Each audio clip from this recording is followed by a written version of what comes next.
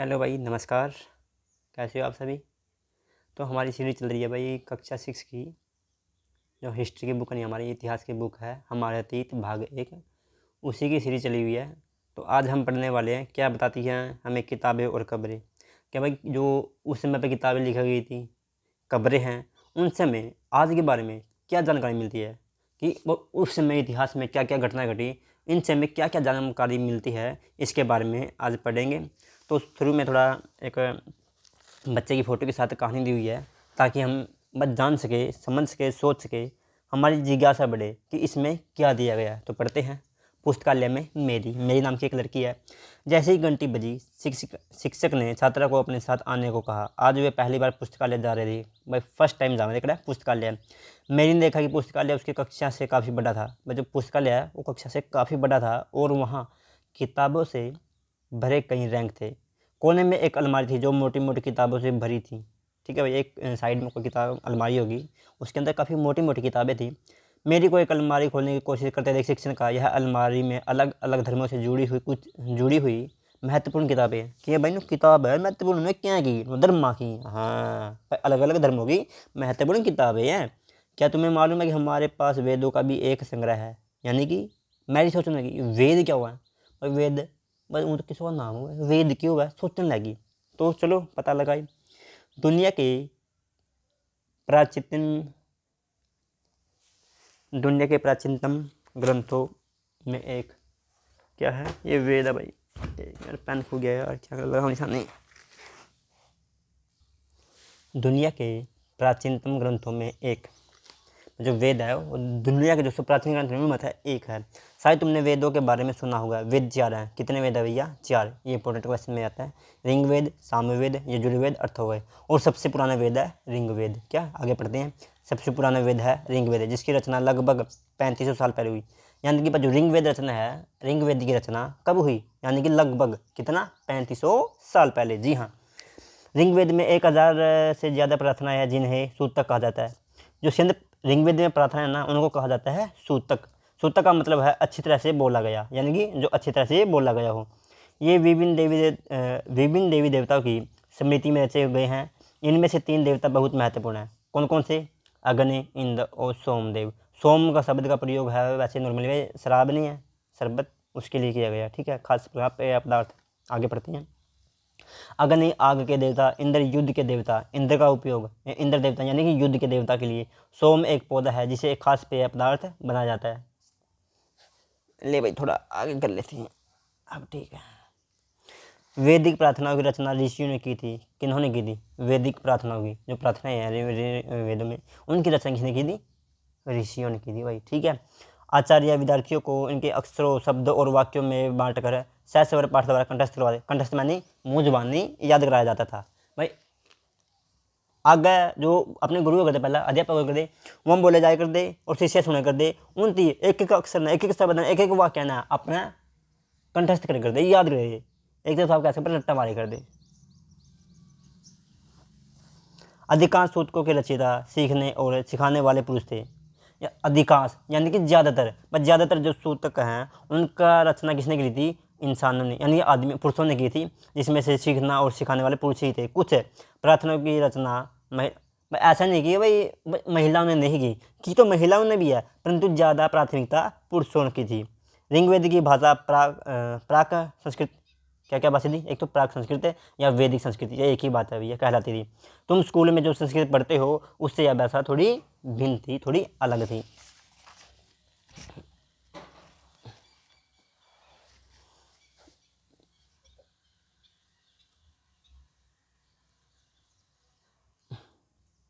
संस्कृत और अन्य भाषाएं। तो भैया अभी संस्कृत भाषा का बारे में बेला क्यों कर केस है, कौन सी भाषा परिवार है, इसका क्या भाषा का परिवार है, कौन सी या करता है, क्यों कराई है। ठीक है। संस्कृत भाषा भारतोपीय, यानी भारत और यूरोपीय, यानी कि भारत और यूरोपीय हो गया, उसके एक लिमिटेड भाषा, मतलब उनकी क्या कह सकते हैं, इकट्ठा भाषा हुआ है, समूह है, परिवार है। भाषा परिवार का हिस्सा है। भारत की कई भाषाएं असमिया, गुजराती, हिंदी, कश्मीरी, सिंधी, एशियाई भाषा जैसे फारसी, एशियाई भाषा है भाई, फारसी, यूरोप की बहुत सी भाषा जैसे अंग्रेजी, फ्रांसीसी, जर्मन, यूनानी, इतालवी, स्पेनिश आदि इस परिवार से जुड़ी हुई हैं। भाई इसमें अंदर है भारतरोपीय परिवार है, भाषा परिवार है ना, इसमें कौन कौन सी भाषा है, ये भाषाएं इसमें दी हुई है, ठीक है। इनमें से एक भाषा परिवार इसलिए कहा जाता है क्योंकि आरंभ में इनमें कुछ शब्द एक जैसे हैं।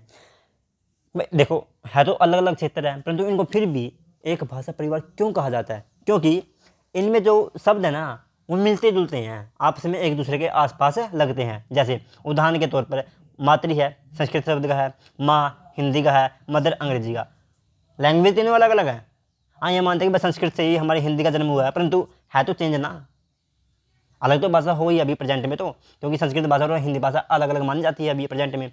वैसे ही अंग्रेजी भाषा भी अलग है, परंतु तीनों में मातृ, माँ, मदर, ये तीनों शब्द का हम प्रयोग इसके लिए माँ के लिए करते हैं, उसी के अकॉर्डिंग अभी है, ठीक है। क्या तुम्हें इनमें कोई समानता नजर आती है? समांतर यानी कि समानता, इनमें समानता क्या है उसके बारे में थोड़ा जानेंगे। उपमहाद्वीप में दूसरी भाषा परिवारों को भी भाषाएं बोली जाती है। उदाहरण के लिए पूर्वोत्तर प्रदेशों में तिब्बत बर्मा परिवार की भाषा बोली जाती है। तमिल, तेलुगु, कन्नड़ और मलयालम द्रविड़ भाषा परिवार की भाषाएं हैं। भाई अलग अलग है, तमिल की कौन सी भाषा है और द्रविड़ भाषा की कौन सी भाषाएं हैं, वो अलग अलग है, अलग अलग परिवार हैं, तो उनकी भाषा भी हमारे भारत में बोली जाती है। जबकि झारखंड और मध्य भारत के कई हिस्सों में बोली जाने वाली भाषाएं ऑस्ट्रो एशियाटिक परिवार से जुड़ी हुई है। ये अलग भाषा परिवार है जिससे कुछ भाषाएं जुड़ी हुई है। कौन सी? झारखंड और मध्य भारत की।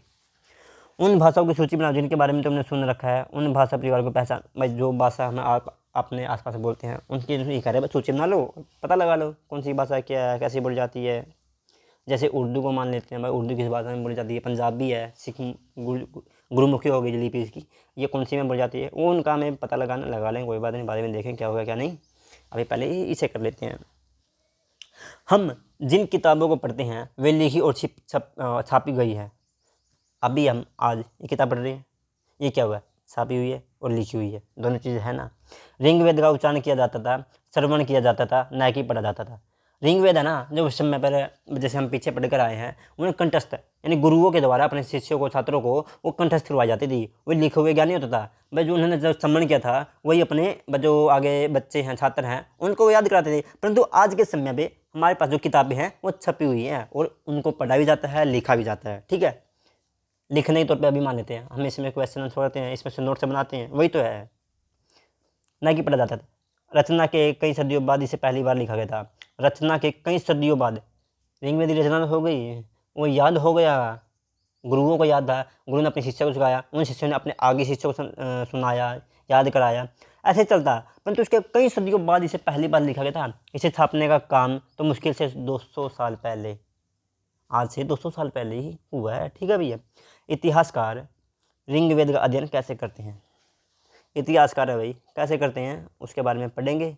अभी इतिहासकार तो जानना चाहते ही है, तो कैसे उसे हमें जानकारी मिलेगी उसके बारे में उत्सुक बना रहती है और वो कोशिश करता है कि हम किससे क्या ज़्यादा ज्ञान मिल सके। पढ़ते हैं आगे। इतिहासकार इतिहासकार पुरातत्ववेत्ताओं की तरह ही अतीत के बारे में जानकारी इकट्ठे करते हैं, लेकिन भौतिक अवशेषों के अलावा वे लिखित स्रोतों का भी उपयोग करते हैं। जो पुरातत्वविद हैं वो भौतिक अवशेष होगा जो भाई हम खुदाई करते हैं, उसमें से जो हमें जानकारी मिलती है उससे वो अध्ययन करते हैं। परंतु इतिहासकार उन स्रोतों के साथ साथ जो लिखे हुए स्रोत मिले, हमें लिखित स्रोत मिले हैं, पुस्तकें मिली या ग्रंथ मिले हैं, महाग्रंथ मिले हैं, उनसे भी जानकारी एकत्रित करते हैं। चलो देखते हैं कि वे ऋग्वेद का अध्ययन कैसे करते हैं, लगाते हैं पता। ऋग्वेद के कुछ सूतक वार्तालाप के रूप में हैं, जो सूतक हैं, इसके में प्रार्थना है, प्रार्थना को सूतक आ जाता है, वही बात है।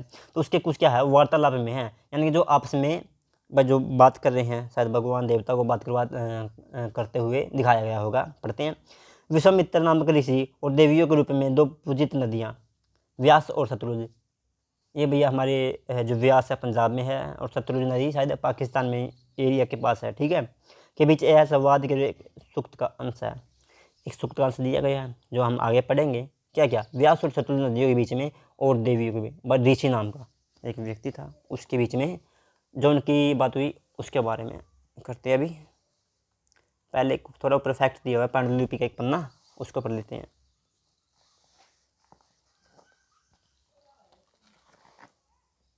ऋग्वेद की पांडुलिपि का एक पन्ना है। बुर्ज वृक्ष की छाल पर लिखी गई यह पांडुलिपि कश्मीर में पाई गई थी। जो ये दिखाई दे रहा है आपको, ये कश्मीर में पाई गई थी। या लगभग 150 वर्ष पहले ऋग्वेद को सबसे पहली बार छापने के लिए इसका प्रयोग किया था। बुर्ज किसका, जो बुर्ज की छाल होती है ना, उसके ऊपर लिखा गया था। ये बुर्ज की छाल के ऊपर लिखी गई पांडुलिपि है भैया, जो 150 वर्ष पुरानी है। ठीक है, इसी पांडुलिपि को देखकर अंग्रेजों ने अनुवाद तैयार हुआ। यह पांडुलिपि पुणे महाराष्ट्र के एक पुस्तकालय में सुरक्षित है। ये लिपि ने कहाँ पे, महाराष्ट्र और पुणे के एक पुस्तकालय में सुरक्षित है प्रेजेंट में। अभी जो वार्तालाप दिया गया है, एक सूक्त दिया गया है वार्तालाप वाला, तो उसके बारे में पढ़ते हैं। विश्वामित्र और नदियाँ। विश्वामित्र कहता नदियों को, हे नदियों, अपने बछड़ों को चाटती हुई, गायें जैसे बछड़े को चाटती है, कि भाई नदियों अपने बछड़ों को चाटती हुई दो दमकती गायों की तरह दो फुर्तीले घोड़ों की चाल से पहाड़ों से नीचे आओ। नदियों को आह्वान कर रहा है कि नदियाँ आजुता में नीचा न है, क्यों कराओगी, ये देख लो। इंद्र द्वारा दी हुई शक्ति से सफुर्त तुम, यानी कि जो इंद्र ने उनको शक्तियाँ दी है, ठीक है भैया, तुम रथों की गति से सागर की ओर बह रही हो। किस तरफ जा रही है, क्योंकि नदियाँ जब पहाड़ों से निकलती हैं तो वहाँ कहाँ पे मिल जाती है, सागर में मिल जाती है। स्फूर्ति कैसी है, रथों की जैसी। तुम जल से परिपूर्ण हो और एक दूसरे से मिलना चाहती हो, कि दोनों अलग अलग हैं, दोनों बस जल से, किस चीज़ से, जल से परिपूर्ण हो और एक दूसरे से मिलना चाहती हो। नदियाँ कहती है अभी, जल से परिपूर्ण हम देवताओं के बनाए रास्ते पर चलती हैं। नदियाँ कहती कि बस जल से परिपूर्ण, हम जल से परिपूर्ण हैं मानती हैं, परंतु हम चलती हैं कहाँ पर, देवताओं के रास्ते पर। एक बार निकलने पर हमें रोका नहीं जा सकता। हे ऋषि, तुम हमसे प्रार्थना क्यों कर रहे हो, जब हम एक बार निकल गए ना तो हमें रोका नहीं जा सकता, तो हे ऋषिवर, आप हमसे प्रार्थना क्यों कर रहे हो। विश्वामित्र, हे बहनों, मुझ गायक की प्रार्थना सुनो। मैं रथों और गाड़ियों सहित बहुत दूर से आया हूँ। कहाँ से, रथों और गाड़ियों के साथ बहुत दूर से आया हूँ। कृपया करके अपने जल को हमारे रथों और पहिए गाड़ियों की धुरियों के ऊपर ना उठाओ, ताकि हम आसानी से उसे पार कर जा सकें। विश्वामित्र ऋषि है, ये नदियों को पार करना चाहता था, परंतु जो उनका जल का बहाव था वो ऊपर नीचे हो रहा होगा, तो उनसे प्रार्थना करा कि हे बहनों, कि आप थोड़ा आराम से चलो, धीमे चलो, जल को ज़्यादा ना उठाओ, ताकि हम इसको आसानी से पार कर सके। नदियाँ कहती है, हम तुम्हारी प्रार्थना सुनेंगे, जिससे तुम सब सुरक्षित उस पार जा सको। इसलिए इतिहासकार यह बताते हैं कि यह प्रार्थना उस क्षेत्र में रची गई होगी जहाँ ये नदियाँ बहती हैं। ठीक है भैया, वे यह भी सुझाते हैं कि जिस समाज में ऋषि रहते थे वहाँ घोड़ों और गायों को बहुत महत्व दिया जाता था। जहाँ पर ऋषि रहते थे, किसको महत्व दिया जाता था, घोड़ों को और गायों को। इसलिए नदियों की तुलना घोड़ों और गायों से की गई है। क्या तुम्हें लगता है कि रथ भी एक महत्वपूर्ण थे, महत्वपूर्ण थे, नहीं थे, ये भाई क्या लगता है कि नहीं लगता, बताना पड़ेगा। अपने जवाब के जरिए के लिए कारण बताओ। प्रार्थना की पंक्तियों को दोबारा पढ़कर यह बताओ कि उनमें परिवहन के लिए किन किन साधनों का प्रयोग हुआ है। रथ का प्रयोग हो गया। ऋग्वेद की प्रार्थना में अन्य दूसरी नदियाँ खासकर कौन सी हैं, सरस्वती, सिंधु और उसकी सारी नदियों का भी जिक्र है। गंगा और यमुना का उल्लेख सिर्फ एक बार हुआ है। अगर शॉर्ट क्वेश्चन में आ जाए, गंगा और यमुना का अब कितनी बार उपयोग हुआ है, कितनी बार प्रयोग हुआ है, कितनी बार इसका उल्लेख किया गया है, तो एक बार।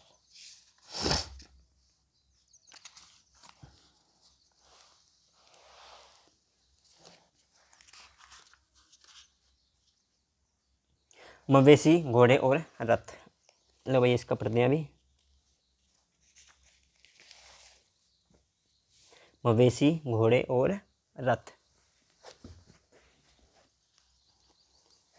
अरे यार क्या करें, इसको भी निकाल ही देता हूँ ताकि ठीक दिखाई दे। अपना तो फ़ोन भी हैंग हो गया।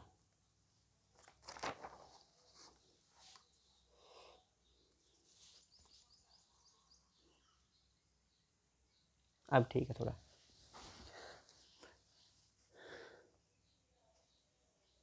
ऋग्वेद में मवेशियों, बच्चों, खासकर पुत्रों और घोड़ों की प्राप्ति के लिए अन्य प्रार्थना है। जो ऋग्वेद में ना, उसके अंदर प्रार्थना है। प्रार्थना किस चीज़ के लिए है, मवेशियों के लिए, बच्चों के लिए, मैं खासकर पुत्रों के लिए और घोड़ों के लिए, क्योंकि घोड़े युद्ध में काम आते थे भैया। मवेशियों के द्वारा किसके पास कितने जानवर है उससे प्रभुता का पता चलता था, उसके पास कितनी ताकत है, कितनी पावर है, और घोड़ों का युद्ध में काम होता था। घोड़ों को लड़ाई में रथ खींचने के लिए लाया जाता था। इन लड़ाइयों में मवेशी जीत कर ला जाते थे। लड़ाइयों वैसे ज़मीन के लिए भी लड़ी जाती थी, जहाँ अच्छे चारागाह हो या जहाँ पर जो जैसी जल्दी तैयार हो जाने वाले फसलों का उपजाया जा सकता हो। पर लड़ाई किस किस के लिए होती थी, ज़मीन जीतने के लिए, मवेशियों के लिए और अच्छी चरगाहों के लिए, जहाँ पर बच्चों जैसी फसलें जल्दी पककर तैयार हो जाती हो। कुछ लड़ाइयाँ पानी के स्रोत और लोगों को बंदी बनाने के लिए भी लड़ी जाती थी। ठीक है भैया।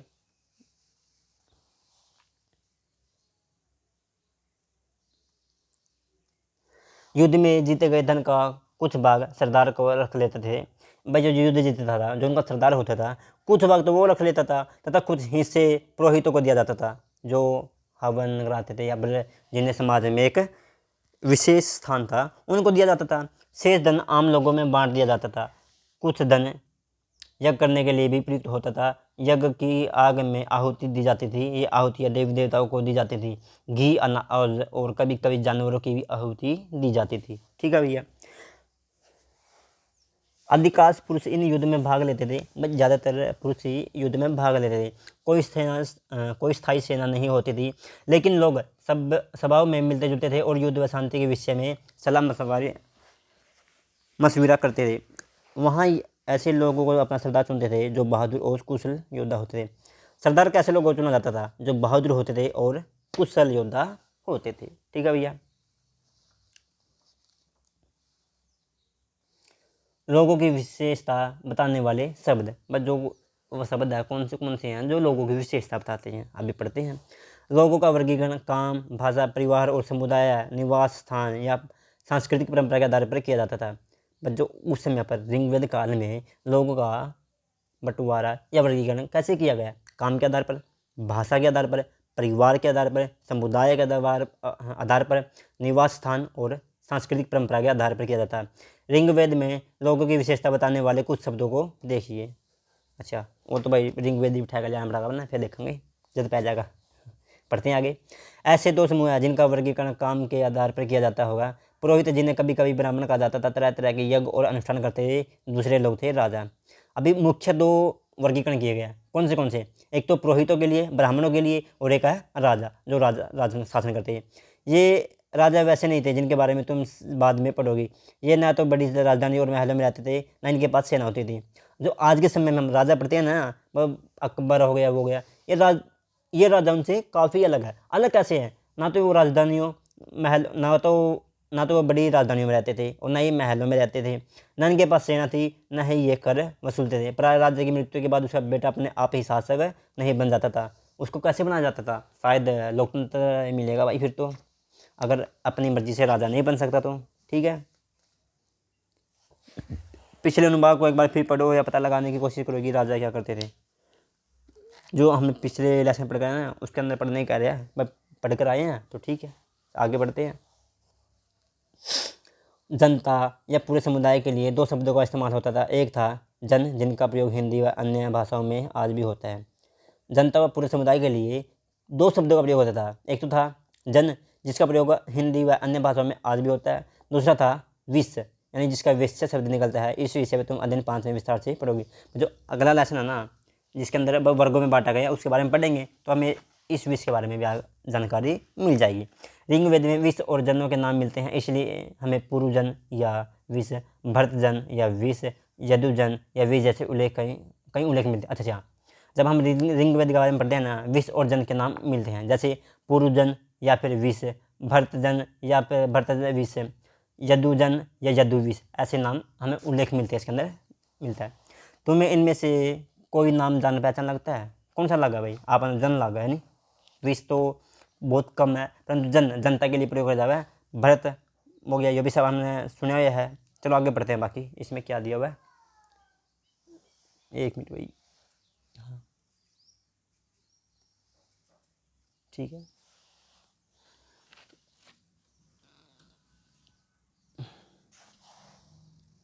जिन लोगों ने इन प्रार्थनाओं की रचना की वे कभी कभी खुद को आर्य कहते थे। कभी कभी क्या कहते थे? खुद को आर्य कहते थे, तथा अपने विरोधियों को दास या दस्यु कहते थे। खुद को आर्य है और दूसरों को, जो विरोधी होते थे, उनको क्या कहते थे? दास और दस्यु, यानी कि बनो काम करने वाले। दस्यु वे लोग थे जो यज्ञ नहीं करते थे, शायद दूसरी भाषाएं बोलते थे। बाद के समय में दास शब्द का मतलब गुलाम हो गया, स्त्रीलिंग दासी। अच्छा, दास का स्त्रीलिंग शब्द क्या बनेगा? दासी बनेगा, और इसका मतलब गुलाम से जोड़ दिया गया। दास वे स्त्री और पुरुष होते थे जिन्हें युद्ध में बंदी बनाया जाता था। मुख्य रूप से दास कौन होते थे? जिनको दूसरे राज्य पे एक राजा ने दूसरे राज्य पर कब्जा किया और उसके जो वहाँ के प्रजा थी उसको बंदी बनाया। वो अलग भाषा बोलते होंगे, इन्होंने उसको क्या बना दिया, दास। उनको बाद में कहा जाने लगा गुलाम। ये बात है भाई, ये कहानी है, ठीक है। उन्हें उनके मालिक की जायदाद माना जाता था। अच्छा, बस जो बंदी बनाए जाते थे ना, जिन्हें युद्ध में बंदी बनाया जाता था, उन्हें मालिक की जायदाद माना जाता था। जो भी काम मालिक चाहते थे उन सब करना पड़ता था, ठीक है भाई। कठपुतली मैंने कहा चलो, जो मालिक ने कह दिया, मालिक है अपने भाई कठपुतली नचाना रहा, मालिक जो होगा कठपुतली नहीं नचावेगी। जो कि मालिक आंगड़िया पे अपनी पे कठपुतली नचावे, तो उस टाइम भाई वो मालिक था नहीं, वो इनकी दासन ने नहीं नचा करता, यानी कि जो अपने उसने काम चाहिए उन पर करवा ले करता। जिस युग में उपमहाद्वीप के उत्तर पश्चिम में ऋग्वेदी रचना हो रही थी, उसी समय दूसरी जगह पर एक अलग तरह का विकास हो रहा था। देखो वह क्या हो रहा था, वह देखना पड़ेगा, आगे देखेंगे। पहला पढ़ला खामोश प्रहरी कहानी पाषाणों की, यानी पाषाणों की कहानी, जो पहाड़ पत्थर उनकी कहानी है, उसके बारे में थोड़ा थोड़ा। अगले पृष्ठ के चित्रों को देखो, पहले चित्र देख ला हमने। ये देखो भैया, ये भैया सब पत्थरों को काट करके ये बना रखी है गुफा। शायद इसमें चिताई लेटाई जाती थी, भाई कफन दफनाया जाता था इंसानों को। ये भाई किससे, पत्थरों से बनाए गए, ठीक है। तो पहले इसको पढ़ के आती है, फिर देखते हैं क्या कहानी है। ये शिलाखंड महापाषाण, यानी कि महा बड़ा पाषाण पत्थर, महापाषाण यानी कि बड़ा पत्थर नाम से जाने जाते थे। ये पत्थर दफन करने की जगह पर लोगों द्वारा बड़े करीने से लगाए जाते, करीना यानी तरीके से, विशेष तरीके से लगाया जाता था। महापाषाण कब्रें बनाने की प्रथा लगभग 3000 साल पहले शुरू हुई थी। कब हुई थी भाई? महापाषाण कब्रें यानी पत्थरों से कब्र बनाने की जो प्रथा है, लगभग 3000 साल पहले शुरू हुई थी। यह प्रथा दक्कन, दक्षिण भारत, उत्तरी पूर्वी भारत और कश्मीर में प्रचलित है। दक्कन की प्रथा सुना गया, और होगी। दक्षिण भारत यानी कि निचली साइड हो गया, समुद्र का हिंद महासागर का नहीं। उत्तर पूर्वी, उत्तर में भी है, पूर्व में भी है, बस साइड में कोना में आ गया। अब फिर आ गया अपना कश्मीर का भी, ठीक है। कुछ महत्वपूर्ण महापाषाण पुरास्थल मानचित्र 2 में दिखाए गए हैं, जो आप पीछे मानचित्र देख आए थे, ठीक है। पेज नंबर, अच्छा, मानचित्र नंबर 2। कुछ महापाषाण जमीन के ऊपर भी दिखाए जाते हैं, कुछ महापाषाण जमीन के भीतर भी महापाषाण है। कुछ तो जमीन के अंदर भी दिखाए गए हैं और कुछ ऊपर भी दिखाए गए हैं।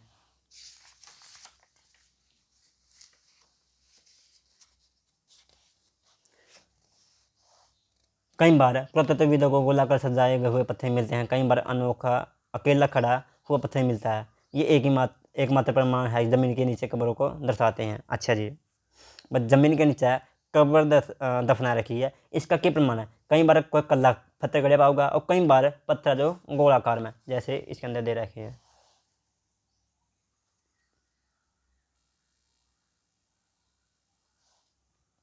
महापाषाणों के निर्माण के लिए लोगों को कई तरह से काम करने पड़ते थे। हमने जो कार्य की सूची बनाई है उन्हें क्रमबद्ध करो। अच्छा है, गड्ढे खोदना, शिलाखंडों को ढो कर लाना, बड़े पत्थरों को तराशना और मरे हुए को दफनाना, इसका बारे में कहानी देखी है, फिर देखेंगे। ऊपर इस तरह के महापाषाण को ताबूत, अच्छा, सवाधान शिष्ट कहा जाता था। सवाधान यानी कि सबको जहाँ पर रखा जाता है उस सवाधान कहते थे, ताबूत कहते थे, ठीक है भाई। यह दिखाई गई शिष्ट में एक पोर्ट होल यानी कि मैन होल है। ये देखो दिखाई हुआ है, बड़ा सुराख है जो शायद पत्थरों से बने हुए कमरे में जाने का रास्ता था। ये बनाने का कमरा भाई, ये सुराख है, इसमें कि इंसान न लेकर कर दे, अरे दफना दे। यानी कि इसमें शायद ये तरीका होता गया कि यहीं पर एक परिवार के, मतलब एक समय पर इंसान मरता नहीं, अलग अलग समय पर मरता है, तो भाई जैसे कोई इंसान मर गया, यहाँ पे लाके दफना दिया। फिर उसके कुछ साल बाद कोई उनसे परिवार से मरता है, तो फिर उससे, यानी कि एक परिवार की स्पेशल कब्र बना दी जाती थी। इन सब कब्रों में कुछ समानता है, जो कब्रें बनाई गई हैं उनमें कुछ समानता है। क्या क्या समानता है उसके बारे में पढ़ेंगे। सामान्य मृतकों को खास किस्म के मिट्टी के बर्तनों के साथ दफनाया जाता था।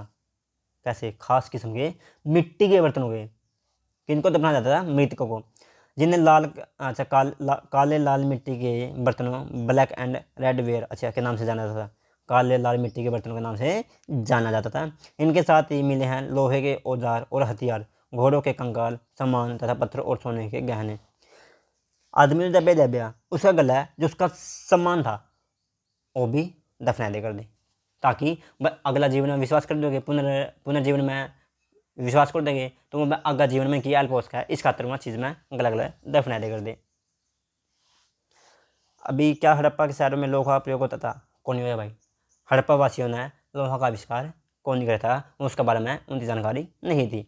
महापाषाण कब्रों से मिले लोहे के सम्मान, कहीं बाई और घोड़े के लिए सम्मान, नीचे बाई और कुल्हाड़ी और नीचे एक कटार। देखो भैया ये देखिए है, ये तो घोड़ा का सामान है, नाड़ नूड़ पावी शायद, ये मुँह में देख रहे उसका लिख रहा है मन आप जो भाई डांग रखा है मैस का है मोरी गालता, तो उसी तरह तो कोई उधार पाऊंगा जो घोड़ा गल जाया करता। यहाँ पर 2 कुल्हाड़ी और ये हो गया खंजर, काट देंगे खंजर गला।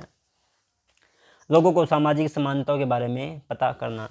अच्छा, लोगों की सामाजिक समानताओं के बारे में पता करना किन का काम है? पुरातत्वविदों का। वहाँ मेरा लगा हुआ है, क्यों कबर लगा हुआ है, उनके बारे में पढ़ाएंगे। पुरातत्वविद यह मानते हैं कि कंकाल के साथ पाई गई चीज़ जो मरे हुए व्यक्ति की ही रही होंगी। कभी कभी एक कब्र की तुलना में दूसरी कब्र में ज़्यादा चीज़ें मिलती है। मानचित्र 2 पर पृष्ठ 13। अच्छा जी, ब्रह्मगिरी को देखो जो जहाँ पर एक व्यक्ति कब्र में 33 सोने के मनके और शख्स पाए गए हैं। भाई पृष्ठ नंबर 13 भाई पाछा तो क्या करना जाएगा ना, अब यार तक काम चलाएंगे क्या करेंगे। जो ब्रह्मगिरी अपना उड़ा पढ़ा था उसमें एक विशेषता पाई गई है कि एक व्यक्ति की कब्र में, यानी कि यहाँ पर एक कब्र मिली है जिसके अंदर 33 सोने के मनके। कहाँ गए भाई? ब्रह्मगिरी में। ठीक है भैया, याद ये नोट करने की बात है भैया। ब्रह्मगिरी में अपने कब्र मिली है जिसके अंदर 33 सोने के मनके और शंख पाए गए हैं। दूसरे कंकालों के पास सिर्फ कुछ मिट्टी के बर्तन थे और इसका शायद जो राजा रह गया और बाकी बात नॉर्मल जो आम आदमी थे उनकी कब्र पा गई। यह दफनाए गए लोगों की सामाजिक स्थिति में भिन्नता को दर्शाता है। कुछ लोग अमीर थे, कुछ लोग गरीब, कुछ लोग सरदार थे, कुछ तो दूसरे अनुयायी थे भाई।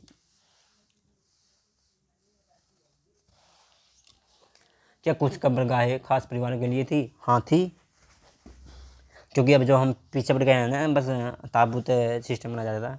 ये क्या थी? ये कब्र थी, ये खास परिवार के लिए तो होती थी ताकि यहाँ पर बार बार भाई एक ही परिवार के लोगों को दफनाया जा सके। शायद कुछ ऐसा बात जरूर मिलेगी, अंदाज़ा लगाया जा सकता है। कभी कभी महापाषाणों में एक से अधिक कंकाल मिले हैं। क्या बात है, एक से अधिक कंकाल मिले हैं।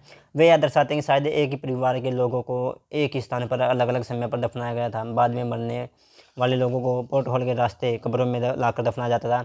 ऐसे स्थानों पर गोलाकार लगाए गए पत्थर या चट्टान चिन्हों का काम करते थे। यहाँ लोग आवश्यकता अनुसार शवों को दफनाने दोबारा आ सकते थे। जैसे गुफा ही बना रखी है भाई, इसमें ये पोर्टल बना रखा है, इसके अंदर क्या दे इंसान दफनान दे फिर जान दे, वो कुछ साल बाद मर गया दफनान दे फिर जान दे फिर आन दे फिर जान दे, यानी कि ये कंटिन्यू काम चलेगा दफनाने का कुछ कुछ टाइम बाद। एक है भाई इनाम गाँव, इसका बारे में थोड़ा पढ़ाएंगे फिर देखेंगे कि है। ये भी पृष्ठ नंबर 3 होगा भाई, 13 बजाओ जावांगे भाई, तो अगली बार जावांगे।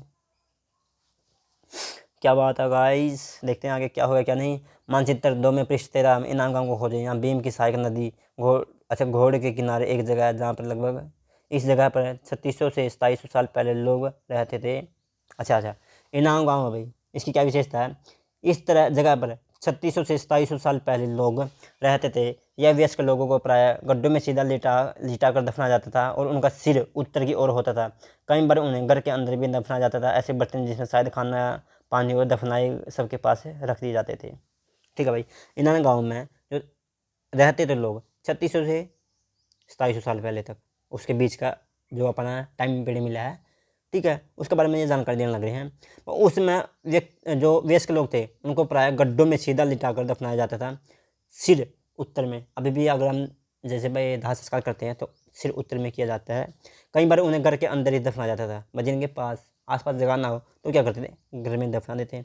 ऐसे बर्तन जिनमें शायद खाना पानी हो दफनाए गए सबों के पास रख दिए जाते थे।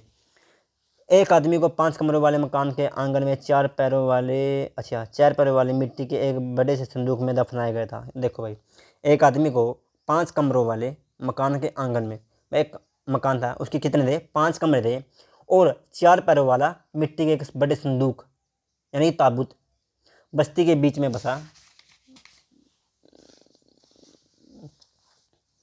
बस्ती के बीच में बसा गाँव सबसे बड़े घरों में से एक था। इस घर में एक अनाज का गोदाम भी था। सबके पैर मुड़े हुए थे, तो सबके पैर थे वो मोड़ दिए गए थे। शायद कोई हो गया कोई रीति रिवाज उस कारण।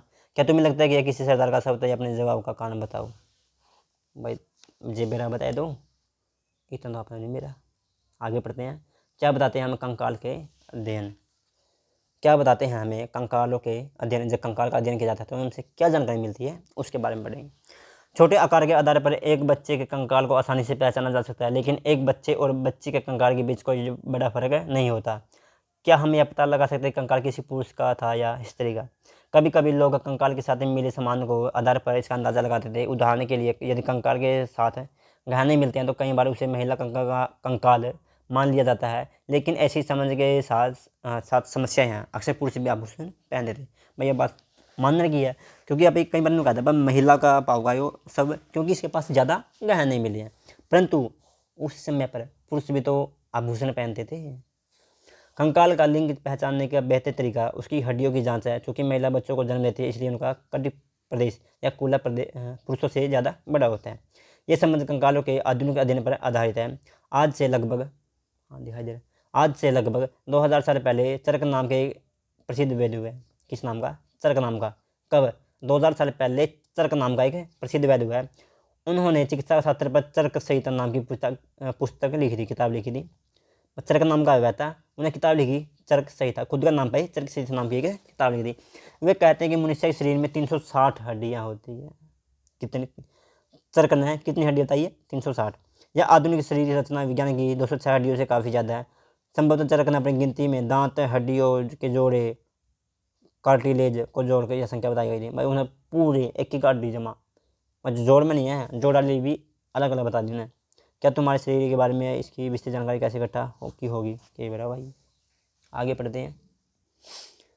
इनाम गांव के लोगों के काम धंधे के काम कर दे, उसका बारे में बयान लाओगे।